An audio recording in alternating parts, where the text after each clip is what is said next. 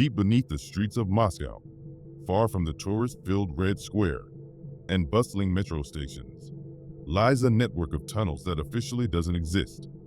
Known only through whispers and urban legends, Metro 2 represents one of humanity's most elaborate hidden infrastructures and one of its most closely guarded secrets. The Russian government has never officially acknowledged its existence. Maps show nothing but solid Earth. And yet, for decades, stories have circulated about this shadow system of tunnels and bunkers built to survive nuclear war. Some say it stretches for hundreds of miles, connecting the Kremlin to secret military installations. Others claim it houses entire underground cities, preserved in time like Soviet time capsules.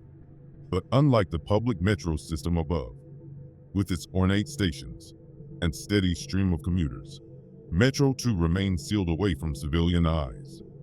The few photographs that claim to show its corridors are disputed, grainy images of concrete tunnels that could be anywhere. Those who say they found entrances tend to disappear from online forums shortly after posting their discoveries. What we do know comes from scattered sources, declassified CIA documents that mention its construction, accounts from former Soviet officials who helped build it, and the occasional construction worker who's accidentally broken through its walls.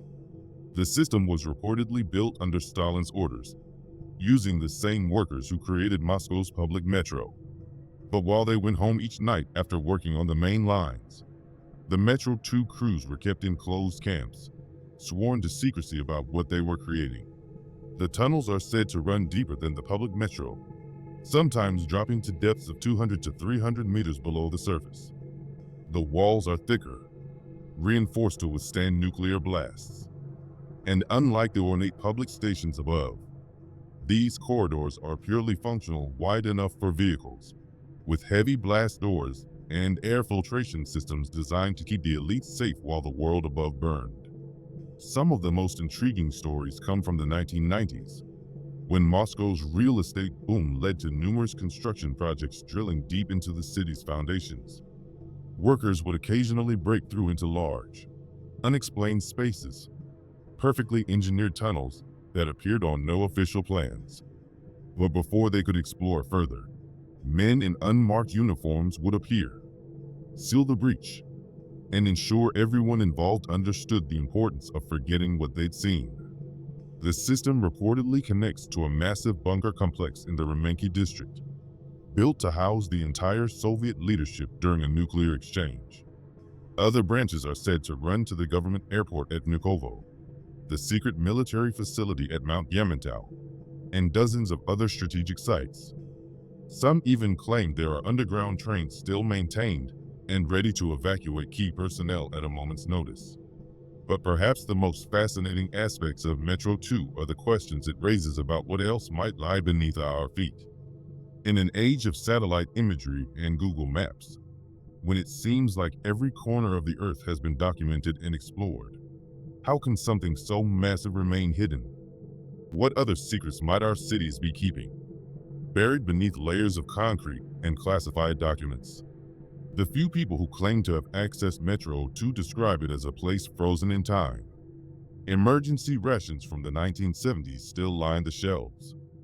Soviet-era communications equipment stands ready, despite being hopelessly outdated. Maps on the walls show a world that no longer exists. The USSR and its satellite states still clearly marked, while modern nations remain unborn. But what makes Metro 2 truly fascinating isn't just its scale or secrecy, it's what it represents. This is a place built by people who genuinely believe they might need to survive down there for months or years, while the world above was reduced to radioactive ash. Every tunnel, every stockpile, every air filter tells the story of a civilization preparing for its own potential extinction. Today, the system's true extent remains unknown. Modern Russia has neither confirmed nor denied its existence, following the Soviet tradition of maintaining absolute silence about certain topics.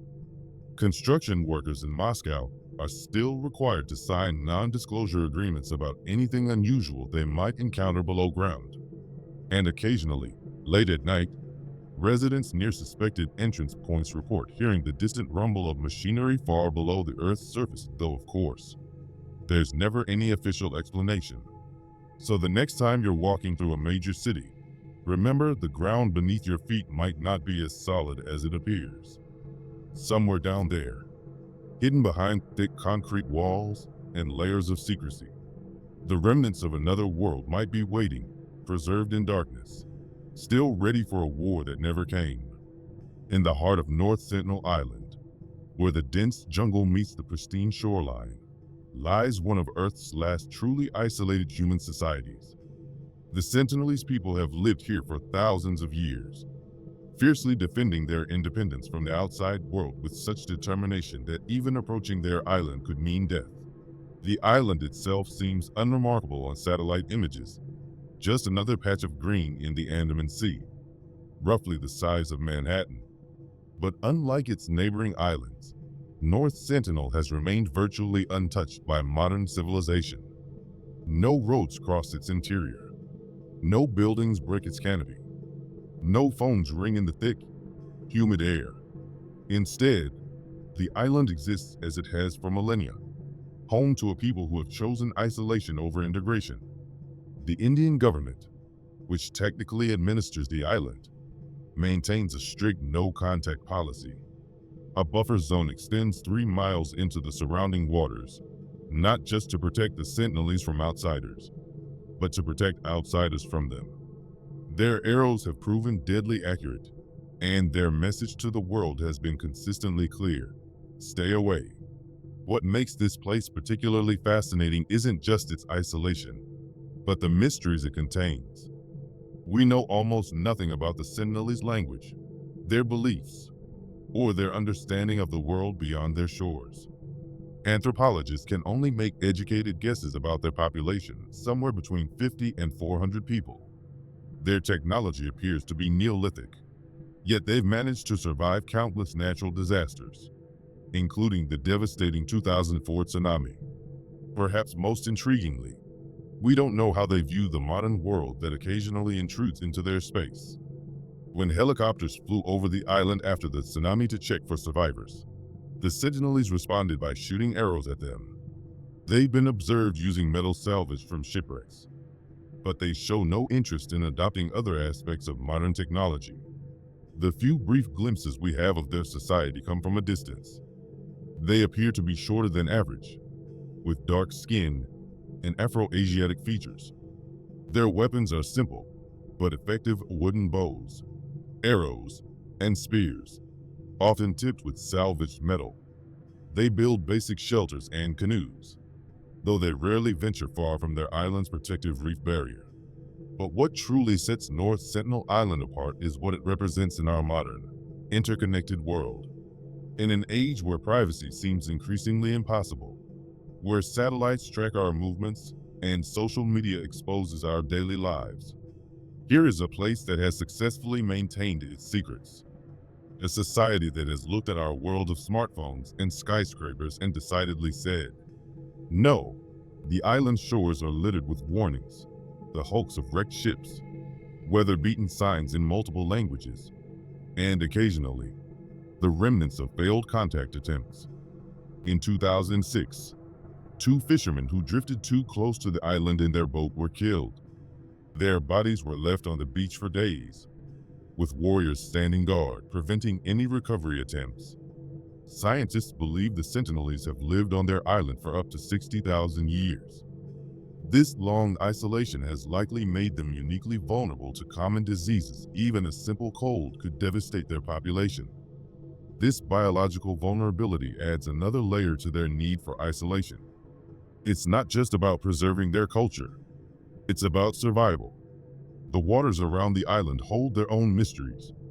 The surrounding coral reefs, largely unexplored, are said to be among the most pristine in the world. Marine biologists can only speculate about what undiscovered species might live in these protected waters, as research vessels risk arrow fire if they approach too closely. Perhaps the most profound aspect of North Sentinel Island is what it teaches us about human diversity and choice. In a world that increasingly pushes toward uniformity, here is a reminder that alternative ways of living aren't just possible, they're being actively maintained. The Sentinels have evaluated what the modern world has to offer and have chosen to maintain their traditional way of life. Deep beneath the Antarctic ice sheet, in a place where the temperature never rises above freezing and the sun disappears for months at a time, lies Lake Vostok, a body of water that has remained untouched by the outside world for at least 15 million years. Buried under 2.5 miles of solid ice, this mysterious lake holds secrets that could revolutionize our understanding of life itself. Discovered through satellite imagery in the 1970s, Lake Vostok is one of the largest known subglacial lakes in the world. It's roughly the size of Lake Ontario, but unlike any lake we've ever studied, the water has been sealed off from Earth's atmosphere since before humans existed, creating an environment that might be similar to the ice-covered oceans of Jupiter's moon Europa or Saturn's moon Enceladus. The pressure at the bottom of Lake Vostok is over 350 times greater than at sea level. The water is supersaturated with oxygen levels about 50 times higher than in a typical freshwater lake. These extreme conditions have created an environment that could harbor life forms unlike anything we've ever seen. But we can't just dive in to find out. The challenge of studying Lake Vostok isn't just its remote location or the thick ice above it. The real problem is contamination. Any attempt to breach the lake risks introducing modern microorganisms into an ecosystem that has evolved in isolation for millions of years. It would be like opening a time capsule only to fill it with modern debris before we could see what was inside. Russian scientists at the Vostok station above the lake have been trying to find a way in for decades. In 2012, they finally reached the lake's surface using a specialized thermal drill. But even this carefully planned penetration was controversial. Some scientists argued that we don't yet have the technology to study the lake without contaminating it. What makes Lake Vostok particularly intriguing is what might be living in its waters. The lake isn't completely dark. The immense pressure causes the ice above to glow faintly. The water contains high levels of minerals and dissolved gases. These conditions might support chemosynthetic organisms, life forms that derive energy from chemical reactions rather than sunlight. Samples of ice from just above the lake have already yielded surprising discoveries. Scientists have found DNA from over 3,500 different species, most of them previously unknown to science. But these findings are just from the frozen water above the lake. What might be swimming in the liquid waters below remains a mystery. The lake's isolation has led to some fascinating theories. Some scientists speculate that it might contain ancient microorganisms from millions of years ago, preserved in the darkness like living fossils. Others suggest that the extreme conditions might have driven the evolution of entirely new forms of life, with biological processes unlike anything we've ever studied. But Lake Vostok guards its secrets jealously. The few samples we've managed to collect are difficult to study. The extreme pressure changes as we bring them to the surface can destroy delicate organisms. And there's always the risk that what we're finding is contamination from the drilling process rather than genuine lake life. Perhaps most tantalizing is what Lake Vostok might tell us about the possibility of life on other worlds. The conditions in the lake, extreme pressure, complete darkness, high oxygen levels, and intense isolation, are similar to what we might find in the subsurface oceans of icy moons in our solar system. If life can survive in Lake Vostok, it might also exist in these extraterrestrial waters.